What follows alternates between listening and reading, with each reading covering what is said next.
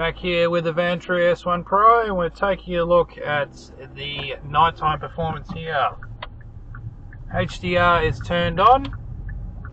We have the Sony Starvis 2 IMX675 sensor here on board, and yeah, let's see how it shapes up with its nighttime performance.